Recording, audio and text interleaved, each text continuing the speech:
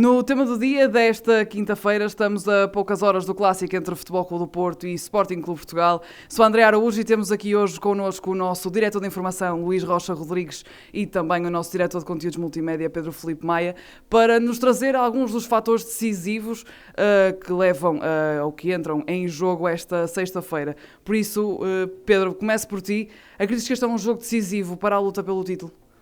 Sim, completamente para o Porto, sobretudo, porque o Porto, estando a 8 pontos do líder neste momento, poderá sair do clássico em caso de derrota a 11 pontos e seria, diria, nesta fase do Porto em reconstrução, praticamente impossível conquistar o título nestas condições e ficaria com a Liga dos Campeões, obviamente ainda sem saber o resultado do Benfica, mas ficaria com o objetivo de Liga dos Campeões muito longe, que será um objetivo secundário da temporada do Porto, mas se calhar, entrando neste clássico, nas condições que entra, o Porto se calhar precisa mais de garantir a vaga na Liga dos Campeões do que propriamente neste momento sonhar com o título. Ainda assim, é um jogo decisivo porque se o Porto ganha, ficará a 5 pontos da liderança, ou a 5 pontos do Sporting, melhor dizendo, e isso é uma distância que permite ao Porto sonhar até o final da temporada com este título.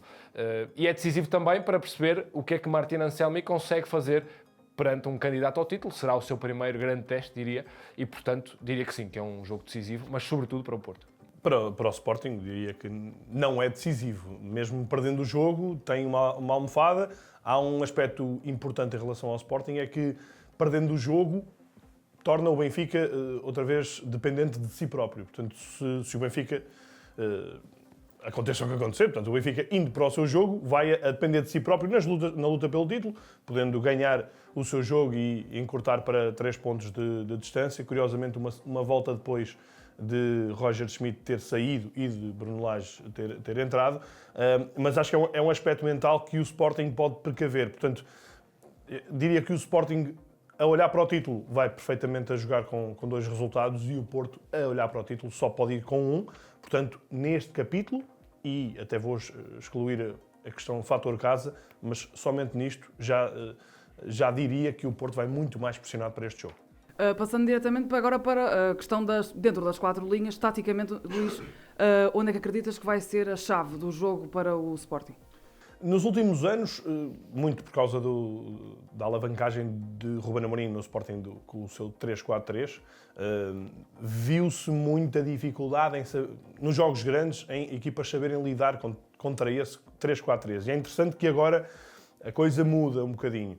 Só que, se o Sporting, durante muito tempo, vimos uma equipa solidificada, defensivamente quase irrepreensível, nesta altura olhamos para o Porto e sente-se exatamente o oposto. É uma equipa super permeável, uma equipa que não tem ainda dinâmicas de 3-4-3, uma defesa que ainda agora em Vila do Conde meteu várias vezes água e por isso é um Porto que vai escaldado jogar nesse sistema perante um Sporting muito mais tranquilo e confiante. Portanto, do ponto de vista tático vai ser interessante perceber como é que as equipas se vão encaixar. Eu acho que quer pela necessidade, ou seja, necessidade por causa das ausências, quer também por uma questão de maior encaixe, eu diria que o Sporting vai estar um bocadinho mais próximo do seu 3-4-3 habitual, na medida em que não acredito que vá jogar Maxi Araújo e Fresneda, apenas um deles. E, portanto, entrará um central, ou Eduardo Quaresma para a direita, ou, o que eu acredito mais, Mateus Reis para o lado esquerdo para ir menos. O próprio Fresneda também é um jogador com maior tendência também de central, portanto uma equipa um bocadinho mais equilibrada atrás. Isto porque, não havendo Jenny Catamo, muito provavelmente vamos ver a subida de Maxi Araújo para o lado esquerdo, mais para a frente, talvez com quem anda a voltar à direita. Portanto, na disposição tática, olho mais para o Sporting a poder reajustar-se e olho mais para o Porto a tentar manter e implementar e solidificar mais o sistema que a Anselmi começou a implementar. Do lado do Porto, eu diria que a grande incógnita, é claro, é qual é que será a tripla de centrais, ou os 3 mais recuados, uma vez que Otávio não estará no jogo, está suspenso, e uma vez que já com Otávio, Neon e Jaló as coisas não correram bem, portanto já seriam, mesmo com o Otávio disponível, já seria candidata a esta tripla de centrais a mudar. O problema é que já não há Nico Gonzalez para jogar no meio campo, portanto, Eustáquio é muito necessário no meio e também, dados os sinais que ficaram do Maccabi, provavelmente é aquele que poderá ocupar melhor a posição de líbero. Uma vez que Tomás Pérez não acredito que vá jogar a titular com uma semana de treinos no Porto e com tanta inexperiência. Mas aí há a questão de desposicionares Neuan Pérez em relação ao posicionamento do último jogo. Era aí que eu ia chegar. O Neuan Pérez provavelmente será obrigado a jogar à esquerda na defesa, com esta defesa a 3. Jogaria com Neuan do lado esquerdo, Eustáquio no meio e Jaló à direita. Poderá jogar Zé Pedro numa destas duas posições, ou no meio ou à esquerda, mas será sempre um risco porque Zé Pedro vem sem ritmo competitivo nestas últimas semanas. E depois abre a vaga do meio campo, que Alan Varela tem assegurada, apesar de não estar na sua melhor fase de forma. E quem é que ocuparia essa segunda posição no meio campo que o Porto, sem um mercado, sem conseguir comatá-la no mercado, não tem, além de Vasco Sousa, na minha opinião, um jogador com características para jogar nesta dupla função de proteção e tentativa de criação ou de ligação aos médios mais da frente. Portanto, esta é a grande incógnita e que pode estar aqui a chave do jogo. O que é que vai fazer o treinador do Porto? Jogar com Eustáquio mais como líbero ou jogar com Eustáquio no meio campo? Na minha opinião, Eustáquio deveria recuar para a zona de pivô nesta defesa a 3, dando melhor saída de bola ao Porto e dando alguma segurança até a defender, não sendo um jogador rápido para combater com Gyökeres, vamos ver mais à frente se a opinião do Luís joga ou não, mas para combater com Gyökeres, mas se calhar deixando jogadores como o Gyökeres para outro tipo de jogadores e ficar o Eustáquio um bocadinho mais solto para missões de cobertura e de saída de bola nas fases diferentes do jogo. E para mim, Vasco Sousa seria o candidato ideal para jogar ao lado do Alan Varela, pelas características que tem. Não sendo Vasco Sousa, eu não vejo nenhum médio no Porto a poder fazer esta função. O Franco não tem estas características. Fábio Vieira não joga, não defende bem, não tem intensidade neste momento para defender. Portanto, há aqui... Falta Grujic, que está lesionado. Grujic era, se calhar, o candidato ideal, mas está lesionado. Portanto, há aqui uma grande incógnita. Na minha opinião, esta seria a forma ideal para jogar frente ao Sporting. Jaló à direita, Eustáquio no meio, Neuan Pérez disposicionar-se um bocadinho para a esquerda e depois jogar com Vasco Sousa e Varela nos médios mais de cobertura. E depois, obviamente que a pressão do Porto terá que ser um bocadinho mais comedida do que os últimos 2 jogos mostraram.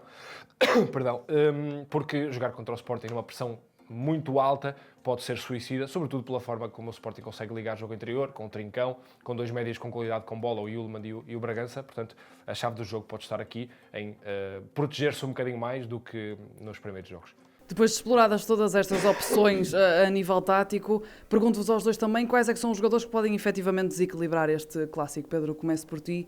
Quem é que está assim no topo da tua cabeça? Surpreendentemente, o nome que me vem primeiro à cabeça é Rodrigo Mora.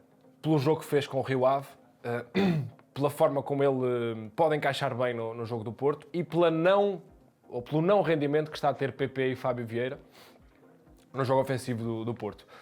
Isto com bola. Sem bola, volto à questão anterior. É perceber com que eficácia o Porto pode defender, se jogar com Eustáquio no meio, ou se jogar com Zé Pedro no meio, ou se quiser, por exemplo, adaptar um Zaidu como central sobre a esquerda, que eu acho que não vai acontecer, mas sobretudo com bola e focando-me nessa questão. Eu não sei se o Fábio Vieira vai jogar ou não acredito que o Gonçalo Borges vá ser opção no jogo frente ao Sporting, mas eu só vejo neste momento um jogador que possa ser mais decisivo, Rodrigo Mora na criação. Depois, obviamente, Samu é sempre um jogador com números que não estão a aparecer neste momento, mas é um jogador que pode sempre decidir o clássico, mas fugindo do óbvio, eu acho que o Mora, jogando, pode ser um jogador de desequilíbrio no Porto. No lado do Sporting há a grande incógnita de Gyökeres. À hora que estamos a gravar ainda não sabemos, não sei se Rui Borges vai anunciar alguma coisa na conferência de imprensa, portanto corremos o risco de estar desatualizados, mas imaginamos que Gyökeres vai jogar, foi pensado a sua recuperação para este jogo, portanto aí fará alguma diferença. Tendo em conta a dificuldade defensiva do Porto, parece-me que não será de descurar um Sporting a poder meter mais carne no assador. Ou seja, não retirar Arder. No 4-4-2 jogar com Arder e Gyökeres, os dois a tentarem combater, desgastar a defensiva do Porto. Baixar Trincão para uma posição na ala, e aí fica na direita e Kenda mantém-se à esquerda, e por isso não volta a trocar Kenda de posição.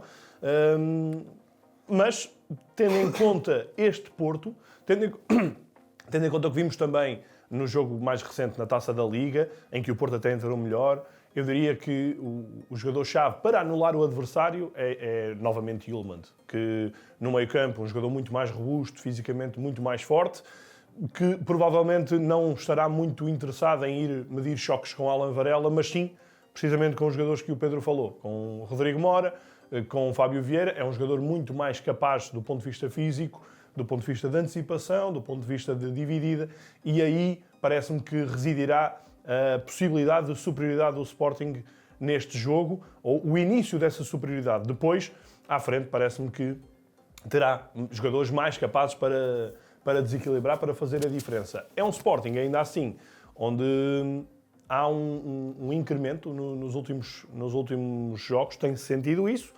Primeiro, a questão da baliza. Rui Silva confere mais tranquilidade à baliza, dá uma tranquilidade que o Sporting ainda não tinha tido, e para mim o grande calcanhar daqueles do Sporting, não apenas esta época, mas nas épocas mais recentes.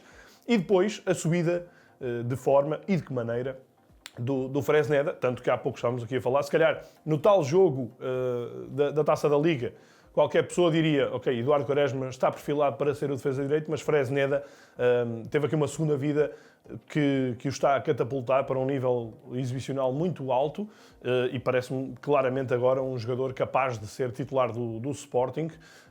Portanto, tem aí também residido um crescimento do Sporting em termos defensivos, mas ainda não é um Sporting ainda oleado. Parece-me que é uma equipa que ainda é algo permeável neste setor. O próprio Gonçalo Inácio com Diomandé estão-se ainda a entrosar. Não vale dizer todos. Não vale dizer todos, é verdade. Mas, de facto, a defesa do Sporting vai mostrando claras melhorias nesta altura, e parece-me que vai estando cada vez melhor. Para finalizar, e praticamente como resumo deste tema do dia, Luís, volto a falar para ti. Quem é que é o favorito neste clássico?